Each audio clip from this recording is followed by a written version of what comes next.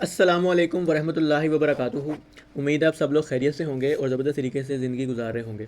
अच्छा जी, बिस्मिल्लाहिर्रहमानिर्रहीम। We are back in our third class, class three. और we were discussing the market structure. और उसी की हम लोग क्लास थ्री आज करेंगे। सबसे पहले तो छोटी सी एक रिक्वेस्ट ये है कि अगर कोई बंदा पहले दिन ये क्लास ले रहा है तो सबसे पहले तो ये देख लो कि आपके माइंड में ये चीज़ें प्रॉपर तरीके से अंडरस्टैंडिंग इनकी नहीं होगी, क्योंकि आप लोगों ने पहले रूल्स इसके अंडरस्टैंड नहीं किए। यानी कि जो पीएसटी मार्केट स्ट्रक्चर है वो आईसीटी के या एसएमसी के मार्केट स्ट्रक्चर से थोड़ा सा मॉडिफाइड है, और वहाँ पे हमारा ब्रेकअप स्ट्रक्चर और वैलिड इंड्यूसमेंट के जो लॉज हैं वो थोड़े से डिफरेंट हैं। तो इसीलिए कोशिश करें कि फ़र्स्ट क्लास से स्टार्ट करें, ठीक है, फिर इस वीडियो को देखें तो आप लोगों को बहुत ज़्यादा फ़ायदा होगा। लेकिन जो अगर आप स्टार्ट करेंगे ना फर्स्ट वीडियो से, आपको पूरा का पूरा गोल्ड स्ट्रक्चर मैं जस्टिफाई करके दूंगा इन्हीं रूल्स के ऊपर, ठीक है। इसीलिए फर्स्ट क्लास करें, फिर सेकंड पे आएँ, कल जो मैंने क्लास की थी, और उसके बाद फिर थर्ड पे आएँ। इंशाल्लाह आपको प्रॉपर मसला कोई भी मसला नहीं होगा, ठीक है। मैंने जहाँ से आपको कहा था, जहाँ से मैंने आपको लाइव मार्केट में यहाँ पे मैं स्ट्रक्चर लगा के आपको दिखा रहा था अपने उन्हीं रूल्स के ऊपर जो मैंने आपको वैलिड रिट्रेसमेंट और ब्रेकअप स्ट्रक्चर के समझाए थे, ठीक है। यहाँ पे हम लोगों ने कल स्टॉप किया था, ये वहीं पर मैंने वही ड्राइंग एज इट इज़ लगी हुई है, ठीक है। और उसकी वजह ये थी कि हम लोगों ने एक तो वीडियो भी लंबी हो रही थी, दूसरा हम लोगों ने दो टॉपिक्स कवर कर लिए थे प्रॉपरली तफसील के साथ। 24 मिनट्स की वीडियो हो गई थी, तो इसलिए मैंने कहा था कल यहाँ से ही कंटिन्यू करूँगा इंशाल्लाह। तो करते हैं कंटिन्यू। अच्छा जी, एक स्टेप आगे जाने के लिए, वैलिड इंड्यूसमेंट को समझाने के लिए मैं आप लोगों को एक चीज़ और समझाना चाहूँगा उससे पहले, और ताकि आपको आइडिया हो जाए कि मार्केट के अंदर क्या सिनेरियो का चलता है, मार्केट के चलने का स्टाइल क्या है और कैसे चीज़ों को लेके चलना है, ठीक है। सबसे पहले तो देखो कि जिनको आइडिया नहीं है, मोस्टली लोगों को आइडिया होता है, लेकिन जिनको आइडिया नहीं है उनके लिए जो है ना, ये बता रहा हूँ कि मार्केट के अंदर फेयर वैल्यू गैप का एक कॉन्सेप्ट है, बहुत इंपॉर्टेंट कॉन्सेप्ट है। वो ये है कि अगर तीन कोई भी कलर की कैंडल हो, ठीक है, यहाँ पे मैंने ग्रीन बनाई है और रेड बनाई, इकट्ठी सेम कलर की बनाई है, ये मैटर नहीं करता, किसी भी कलर की कैंडल हो, एक ग्रीन एक रेड, दो ग्रीन एक रेड, कोई भी कलर में डिफरेंस हो सकता है। बस एक बात याद रखनी है कि पहली कैंडल जो ये बन रही है ना, इसकी विक का हाई, और तीसरी कैंडल ये जो बन रही है उसकी तीसरी कैंडल की विक के लो के दरमियान में अगर गैप है, यानी कि इस तरह से मैच नहीं है, इस तरह से मैच नहीं है जिस तरह से मैं मैच करके अभी आपको दिखाने लगाऊँ, ठीक है। अगर इस तरह से पहली कैंडल की विक का हाई तीसरी कैंडल की विक के लो के साथ ऐसे विक टू विक मैच नहीं है ऐसे, ठीक है, ये देखो ये मैच हो गया ना, यहाँ पे पूरा एफवीजी इसका फिल हो गया, गैप फिल हो गया। अगर नहीं है तो इसके अंदर मार्केट में गैप है, मार्केट के अंदर इम्बैलेंस है, ठीक है। इम्बैलेंस का मतलब क्या होता है, बेसिकली आपको इसकी लॉजिक समझाता हूँ जो कि मेरे नॉलेज के अंदर है। वो ये है कि होता ये है कि स्मार्ट मनी जब बाइंग कर रही होती है ना, स्मार्ट मनी बोले तो बड़े बड़े इंस्टीट्यूशंस, हेज फंड्स, ठीक है, तो इन्हें स्मार्ट मनी कहते हैं, जिनके पास जो है ना काफ़ी सारा बिलियंस ऑफ डॉलर के अंदर पैसा होता है, जैसे कि सीएमई, कारगिल, जेपी मॉर्गन, ठीक है। ये सारे के सारे कह लो कि स्पेकुलेटर्स हैं, बड़े स्पेकुलेटर्स हैं, ठीक है, और ये मार्केट के अंदर पैसा डालते हैं और पैसा निकालते हैं। अच्छा, तो इनको चंक्स के अंदर बाइंग की ज़रूरत होती है, एकदम से पूरा पैसा डालते नहीं है, और इसीलिए ये ऑर्डर्स जो हैं वो अपने पेंडिंग छोड़ देते हैं, ठीक है। उन्हीं पेंडिंग ऑर्डर्स की वजह से मार्केट के अंदर एफवीजी क्रिएट होता है, और यहाँ पे स्मार्ट मनी के पेंडिंग ऑर्डर्स पड़े होते हैं, ठीक है। लेकिन ये पेंडिंग ऑर्डर्स कहाँ पड़े हैं कहाँ नहीं है, ये लॉजिक भी एक अलग डिस्कशन है, ठीक है। अभी आपको मैं सादा बात अगर बताऊँ तो मार्केट के अंदर ये इम्बैलेंस है, यानी कि मार्केट यहाँ पे बैलेंस्ड नहीं है, एक छोटा सा गैप मार्केट ने क्रिएट किया, जिसको मार्केट नॉर्मली क्या करती है, इस तरह से फील करती है, ठीक है। ये इस तरह मार्केट वापस आएगी और मार्केट दोबारा इसको फिल करके ऊपर जा सकती है, ठीक है। और यहाँ पे फेयर वैल्यू गैप फिल होता है इस तरह से, ठीक है। और इसी तरह सेम अगर मार्केट में नीचे गिर रही है और मार्केट के अंदर दोबारा एफवीजी आ गया है, तो मार्केट में ये जो एफवीजी है मार्केट यहाँ से प्ले करेगी और मार्केट नीचे गिर जाएगी। यहाँ पे भी सेम बात वही कह रहा हूँ, किसी भी कलर की कैंडल में एफवीजी आ सकता है। अच्छा जी, एफवीजी की जो स्ट्रक्चर के अंदर डिस्कशन है ना, एफवीजी की जो स्ट्रक्चर के अंदर डिस्कशन है वो एक सेपरेट जो है ना, हमारा टॉपिक आज का यही है, ठीक है। लेकिन एक एज ए गिफ्ट कह लो, एक एज ए मेंटोर की एडवाइस कह लो, वो उसके तौर पे आप लोगों को मैं एक फ्री ऑफ कॉस्ट चीज़ बताता हूँ। वो ये है कि होता ये है कि याद रखो, अगर किसी किल जोन के अंदर मार्केट में एफवीजी टैप होता है, सर किल जोन क्या है, ये क्या नई बात बता रहे हैं, बता ये रहा हूँ। बेसिकली ना, मैंने आईसीटी के किल जोन्स और हैं, ठीक है। मैंने जो जिसको किल जोन का नाम देता हूँ ना, वो उसकी टाइमिंग भी थोड़ी सी डिफरेंट है, ठीक है। मैं कहता हूँ कि किसी भी सेशन की ओपनिंग के 5-10 मिनट पहले, ख़ास तौर पे लंदन और न्यूयॉर्क सेशन की ओपनिंग के 5-10 मिनट पहले, और 1 से सवा घंटा बाद, मैं उसको कहता हूँ कि वो लंदन सेशन की ओपनिंग का किल जोन है और न्यूयॉर्क सेशन की ओपनिंग का किल जोन है। फॉर एग्जांपल लंदन सेशन की ओपनिंग का जो किल जोन है वो तकरीबन भी 12:30 से लेके पौने 2 बजे तक चलता है, ठीक है। और जो मेरे मुताबिक ये मेरा किल जोन है, ये नहीं मैं कह रहा ये सही है गलत है, आईसीडी का क्या है, नो, ये मेरा किल जोन है जिसके अंदर मैं इस फॉर्मूले पे ट्रेड करता हूँ जो आपको मैं छोटा सा बताने लगा, ठीक है। और उसी तरह अगर मार्केट में न्यूयॉर्क सेशन का टाइम है तो 4:45, अगर 5 बजे ओपन होता है तो 4:45, अगर 5:30 बजे ओपन होता है तो 5:15, ठीक है। इस टाइम से लेके 7:30 पौने 8 बजे तक न्यूयॉर्क का किल जोन चलता है। सर न्यूयॉर्क का किल जोन बड़ा क्यों है? क्योंकि न्यूयॉर्क के अंदर जो डिफरेंट स्टेट्स है ना, उसके अंदर बहुत ज़्यादा फासला है, ठीक है। अब शिकागो और न्यूयॉर्क के अंदर भी फासला है बहुत ज़्यादा, ठीक है। मतलब जहाज़ के अंदर 3, 4, 5 घंटे लग जाते हैं। इसी तरह जो LA है, लॉस एंजल्स, और न्यूयॉर्क जो है वाशिंगटन DC, उसमें भी 5-6 घंटे का फ्लाइट का फैसला, यानी कि बहुत ज़्यादा फासले हैं। तो इसकी वजह से टाइम जोन भी डिफरेंट हो जाता है। यानी कि अगर वॉल स्ट्रीट यानी कि NYSE न्यूयॉर्क स्टॉक एक्सचेंज की ओपनिंग अगर 5:30 है तो CME यानी कि शिकागो मर्केंटाइल एक्सचेंज जो शिकागो की है उसकी ओपनिंग घंटे बाद होती है। तो इसीलिए जाहिर है दो बड़ी पार्टीज मार्केट में आएंगी तो उसका किल जोन भी ज़्यादा बड़ा होगा। तो इसीलिए ये किल जोन की मैं बेसिक अंडरस्टैंडिंग दे रहा हूँ आप लोगों को। तो कॉन्सेप्ट जो मैं समझाने लगा था वो ये है कि याद रखो मार्केट के अंदर अगर किसी FVG के अंदर मार्केट आई है और किल जोन चल रहा है और मार्केट ने FVG के अंदर कोई 2-4 मिनट रेंज कर गई है 1 मिनट की या 5 मिनट की, 2-3-4 कैंडलें रेंज कर दी हैं, तो मार्केट उस FVG को ब्रेक कर देगी, उसको रिस्पेक्ट नहीं करेगी। सेम इसी तरह मार्केट अगर ऊपर जा रही है यहाँ से, ठीक है, और मार्केट ने किल जोन के अंदर या किसी ऑर्डर ब्लॉक के अंदर भी, खास तौर के अंदर किल जोन का टाइम चल रहा है और किसी ऑर्डर ब्लॉक के अंदर अगर मार्केट ने FVG में रेंज कर दी है ना, तो वो वहाँ पे समझ लो कि सेलर बिठा के मार्केट उसको ब्रेक कर देगी, ठीक है। अब नॉर्मल सिचुएशन के लिए मैं एक सादा सी जो है ना एक कंडीशन जो है ना ड्रॉ कर देता हूँ, ठीक है, आप लोगों के लिए आसानी हो जाएगी, ठीक है। नॉर्मल सिचुएशन में क्या होता है, नॉर्मल सिचुएशन के अंदर अगर मार्केट यहाँ पे अगर सेल का किल जोन, सेल का FVG है ना, तो मार्केट ने सेल का FVG टैप करना है और सेल के FVG टैप करने के बाद मार्केट ने ऐसे उसको ब्रेक टैप करके नीचे आ सकती है, ठीक है। इसी तरह सेम सिचुएशन के अंदर अगर बाय का FVG है तो मार्केट ऊपर भी जा सकती है, ठीक है, अगर किल जोन ना हो तो, ठीक है। ये FVG की कहानी समझ आ गई है। अब हम स्ट्रक्चर के अंदर FVG को पढ़ने लगे हैं, ठीक है। स्ट्रक्चर के अंदर FVG का क्या कॉन्सेप्ट है? स्ट्रक्चर की अगर हम बात करें तो एक बात आप मोटी मोटी नोट कर लो, ठीक है। FVG को टेक्निकली यूज़ करना सिखाऊंगा, हर चीज़ सिखाऊंगा, लेकिन अभी स्ट्रक्चर की ड्रॉ करने में किसी भी हायर लो के ड्रॉ करने में, कुछ भी ड्रॉ करने के अंदर एक मोटी मोटी बात याद कर लो, एक मोटी मोटी बात समझ लो, क्या कि अगर किसी हायर लो के नीचे FVG पड़ा है, अगर किसी हायर लो के नीचे FVG पड़ा है, यानी कि ये हायर लो आ गया और उसके नीचे FVG पड़ा है, तो मार्केट हायर लो पे सम टाइम रेंज कर जाती है, ठीक है। जिस तरह से मार्केट ने, अब आप क्या एक्सपेक्ट कर रहे होगे कि हायर लो से मार्केट आपको ट्रेड देगी या फिर हायर लो को रिस्पेक्ट करेगी, यानी कि ये जो हायर लो है इसको रिस्पेक्ट करेगी और मार्केट आपको यहाँ से बाय निकल जाएगी, ठीक है। लेकिन अगर किसी हायर लो के नीचे अगर FVG पड़ा हो और यहाँ पे ऊपर कोई FVG जो हो इसके अंदर मार्केट रेंज कर जाए, तो देयर इज़ अ चांस कि मार्केट उधर रेंज करने के बाद नीचे वाले FVG को टैप कर सकती है और आपको ये लगेगा कि मार्केट में पहला हायर लो ब्रेक हो गया है और मार्केट ने सेल जाना है, जो कि नॉर्मल SMC या फिर ICD के कॉन्सेप्ट के अंदर ये MSS यानी कि मार्केट स्ट्रक्चर शिफ्ट या चोक होता है, चेंज ऑफ करेक्टर होता है, ठीक है। ये MSS, ये चेंज ऑफ करेक्टर, ये हमारे कॉन्सेप्ट में मतलब PST स्ट्रक्चर का जो कॉन्सेप्ट है उसके कॉन्सेप्ट के अंदर यूज़ होते हैं, लेकिन मैं आपको बताऊँगा ये कहाँ यूज़ करने और कहाँ नहीं करने, ठीक है। ये सिर्फ कॉन्सेप्ट मैं डे की लिक्विडिटी के बाद यूज़ करता हूँ, किसी सेशन की लिक्विडिटी के बाद यूज़ करता हूँ, ठीक है, MSS वाला कॉन्सेप्ट। इसके अलावा और कहीं पे भी ये कॉन्सेप्ट आपने अप्लाई नहीं करना, स्ट्रक्चर मार्किंग के अंदर भी नहीं करना, हायर लोस की मार्किंग के अंदर भी नहीं करना, ठीक है। It's just a break of a higher low, and it's because कि मार्केट ने हायर लो के ऊपर जो FVG था वहाँ पे रेंज कर दी और उसके नीचे जो FVG था उसको मार्केट टैप करने आ सकती है। और बहुत दफ़ा ऐसे होता है गोल्ड के अंदर, अगर बड़ा टाइम फ्रेम है 15 मिनट या 15 मिनट से ऊपर का टाइम फ्रेम है, H1M15 है, तो मार्केट यहाँ पे नीचे वाला हायर लो टैप करने आती है, हायर लो के नीचे FVG टैप करने आती है और मार्केट बाय निकल जाती है, ठीक है। और लोग वहाँ पे सेल के अंदर बैठना स्टार्ट कर देते हैं और मार्केट फिर लंबा मूव दे देती है, ठीक है। सेम इसी तरह बाय का स्ट्रक्चर है, सेम इसी तरह आप लोगों ने सेल के स्ट्रक्चर में याद रखना है। सेल का स्ट्रक्चर सर बना के दिखा दें, मैं आपको सादा तरीके से बना के दिखा देता हूँ, ठीक है। ये देखो सेल के अंदर मार्केट क्या करेगी, मार्केट सुकून से लोअर हाई बना रही है, ठीक है, और किसी लोअर हाई के ऊपर FVG पड़ा हुआ है, ठीक है।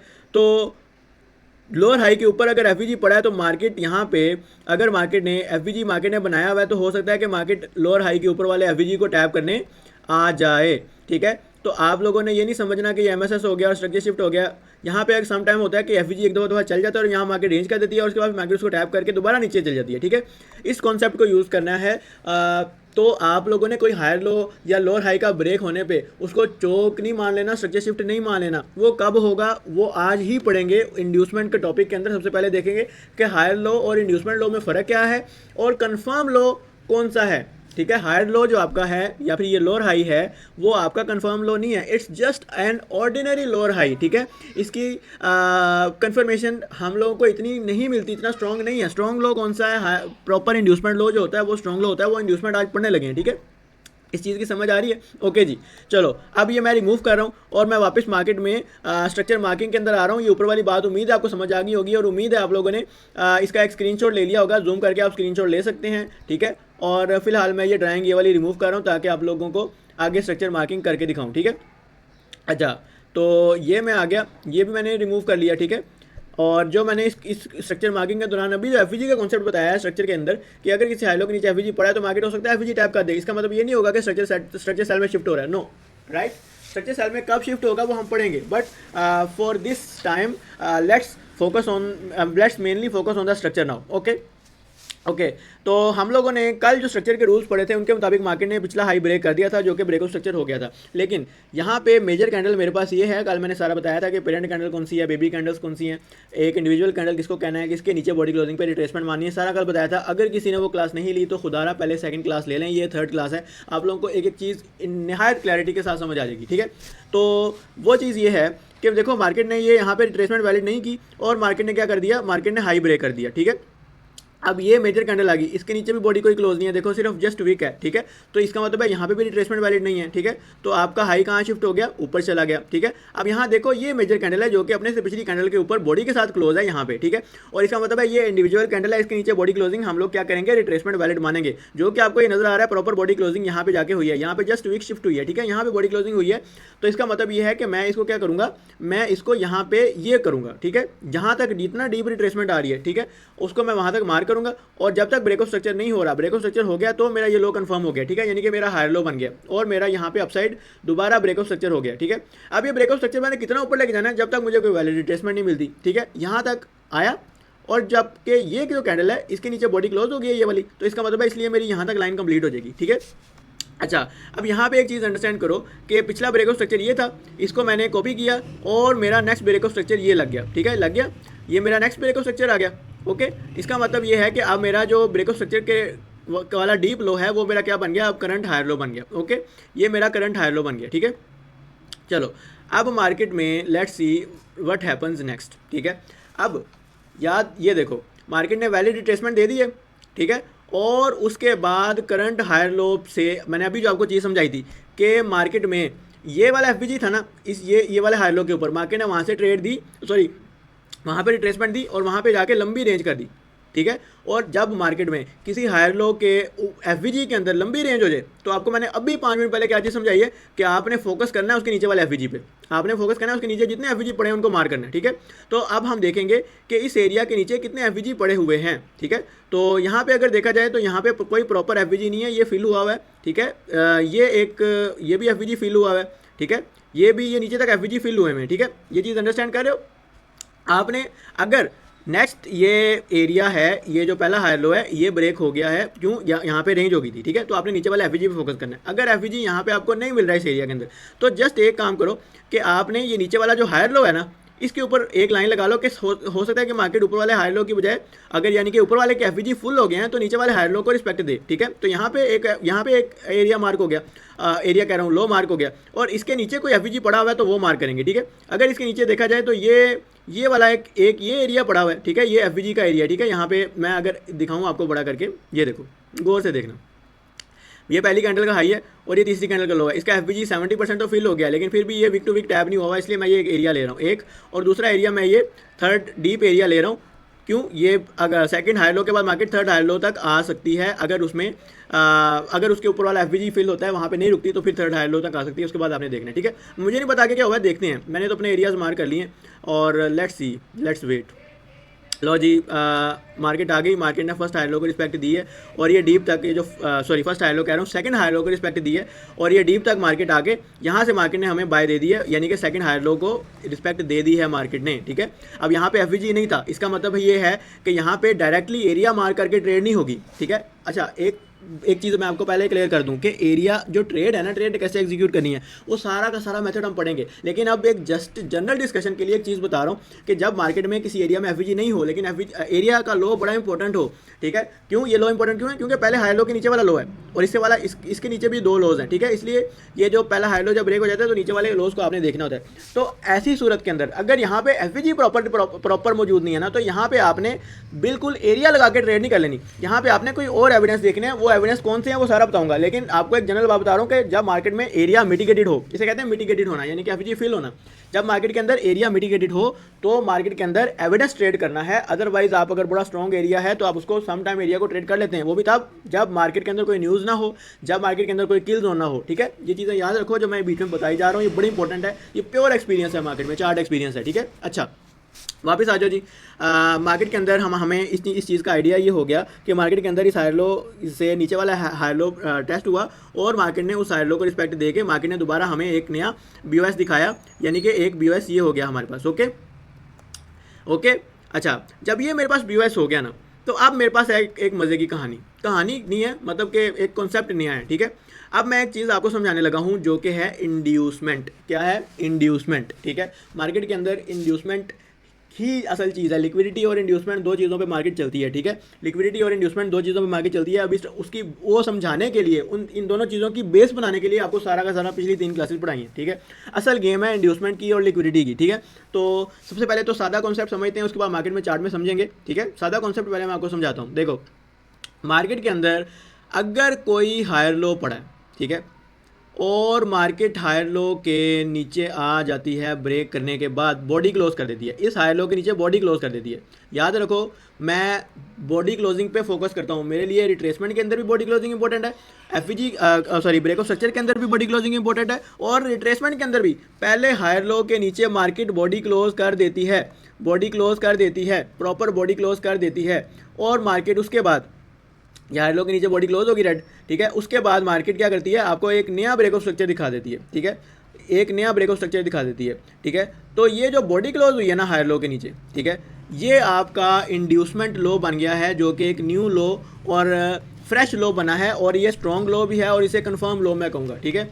अगर किसी हाई लो के नीचे बॉडी क्लोज हो जाती है और मार्केट उस बॉडी क्लोजिंग के बाद दोबारा ब्रेक ऑफ स्ट्रक्चर दे देती है, तो वो जो लो है वो बड़ा स्ट्रॉन्ग लो है, आपने उसके रीटेस्ट पे बाय भी मिलेगी और उसके ब्रेक होने पे मार्केट स्ट्रक्चर सेल में शिफ्ट करेगी। इसे कहते हैं इंड्यूसमेंट लो, ठीक है। इसे मैं क्या कहूँगा, इसे मैं कहूँगा इंड्यूसमेंट लो, ठीक है। यानी कि कह लो कि मार्केट इंड्यूसमेंट लो कंफर्म लो बना देगी। इंड्यूसमेंट लो क्या होता है? कंफर्म लो। इंड्यूसमेंट लो क्या होता है? कंफर्म लो, जहाँ पे मार्केट नीचे नहीं जाती, जिसको एक दफ़ा रिस्पेक्ट देती है, अगर उसको ब्रेक कर दे, ये हाई लो को तो ब्रेक कर सकती है ना आसानी से, इसको ब्रेक करना मार्केट के लिए मुश्किल है, ठीक है। ये स्ट्रॉन्ग लो है और अगर इसको ब्रेक कर दे तो मैं समझता हूँ कि मार्केट में मेरा स्ट्रक्चर बेरिश हो गया, तो मैं रीटेस्ट पे फिर सेल प्लान करूँगा जब तक ये हाई ब्रेक नहीं होता। राइट, समझ आ रही है? ये सारा मेरा ट्रेड प्लान है, समझ आ रही है? इंड्यूसमेंट लो अगर ब्रेक होता है तो मैं फिर सेल करूँगा, अदरवाइज मैं इंड्यूसमेंट लो के रीटेस्ट से बाय देखूंगा, इंड्यूसमेंट लो के रीटेस्ट से, इस एरिया के रीटेस्ट से बाय देखूंगा, ठीक है। ये चीज़ समझ आ गई है? कोई चीज़ ना समझ आई हो, किसी चीज़ में मसला हो तो आप कमेंट्स में पूछ सकते हैं, मैं उसको प्रॉपर्ली दोबारा नेक्स्ट क्लास के अंदर एक्सप्लेन कर दूंगा। और अब मैं इसको नई लाइव मार्केट के अंदर लगा के दिखाने लगा हूँ, ठीक है।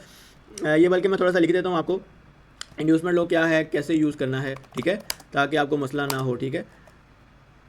अगर किसी हायर लो के नीचे बॉडी क्लोज हो जाए और उसके बाद दोबारा मार्केट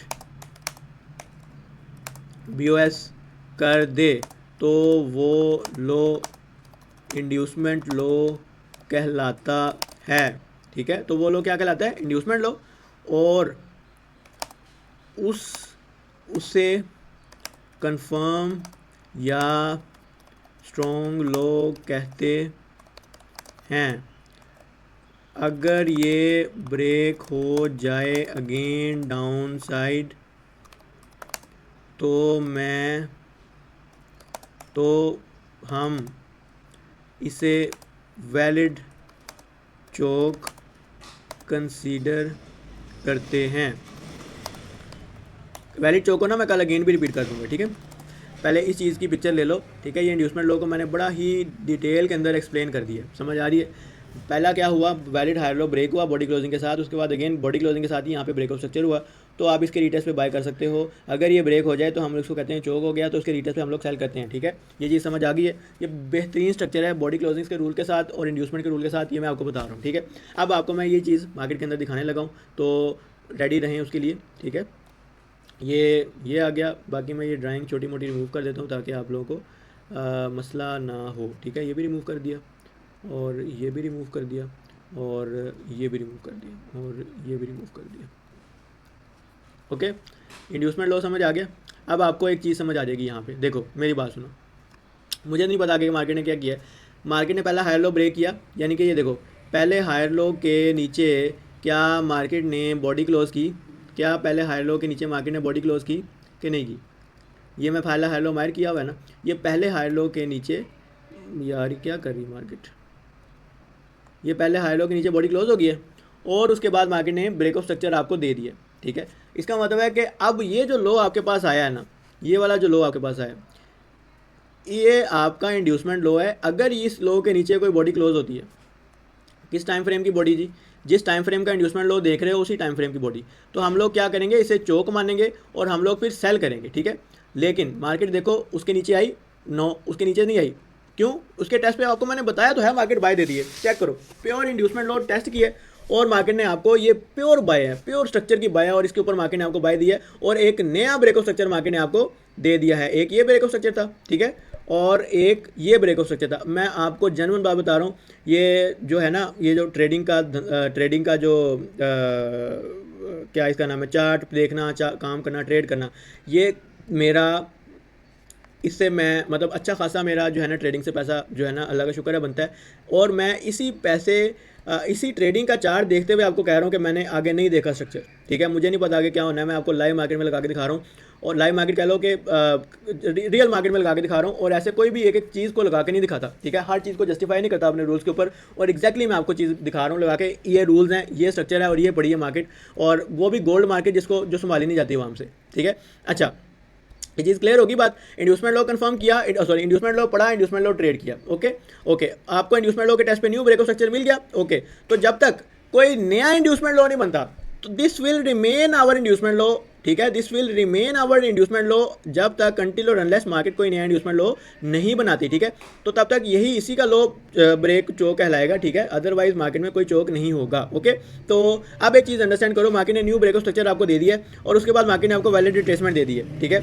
अब इस वैलिड रिट्रेसमेंट के बाद दोबारा मार्केट ने ब्रेक ऑफ स्ट्रक्चर कर दिया, ठीक है। इसी तरह मार्केट ऊपर जा रही है, जा रही है, जा रही है। यहाँ पे दोबारा एक इंड्यूसमेंट लॉ आपको मिल गया, ये देखो वैलिड हायर लॉ है, उसके बाद ब्रेक ऑफ स्ट्रक्चर हो गया और इंड्यूसमेंट लॉ आ गया और इंड्यूसमेंट जैसे ही ब्रेक हुई है ना अपसाइड, ये देखो ये वैलिड हायर लो था, ब्रेक हुआ, ब्रेक ऑफ स्ट्रक्चर, इंड्यूसमेंट बन गई पहला हायर लो ब्रेक होने पे जो मैंने समझाया था अभी, और उसके बाद दोबारा मार्केट ने ब्रेक ऑफ स्ट्रक्चर जब दे दिया तो अब ये लो कंफर्म है। इसका मतलब है जब ये लो ब्रेक होगा ना तब मार्केट सेल में शिफ्ट हो जाएगी, उससे पहले सेल में शिफ्ट नहीं होगी।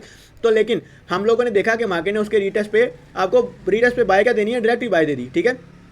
इसी तरह यहाँ देखो, चेक करो, ये वैलिड रिट्रेसमेंट आ गई, ब्रेक ऑफ स्ट्रक्चर आ गया, फिर इंड्यूसमेंट आ गई, ठीक है। इंड्यूसमेंट लॉ कंफर्म यहाँ पे आ गया, इसके बाद मार्केट ने दोबारा ब्रेक ऑफ स्ट्रक्चर दे दिया ना, यानी कि अब ये इंड्यूसमेंट लॉ कंफर्म कर दिया। अच्छा, एक बात और बड़ी बारीक चीज़ याद कर लो, याद रखो, वैलिड हायर लॉ का ब्रेक, ये वैलिड हायर लॉ ब्रेक हो गया, ये देखो वैलिड हायर लॉ था ना, ब्रेक ऑफ स्ट्रक्चर हुआ था इसका, ये ब्रेक हो गया यहाँ पे।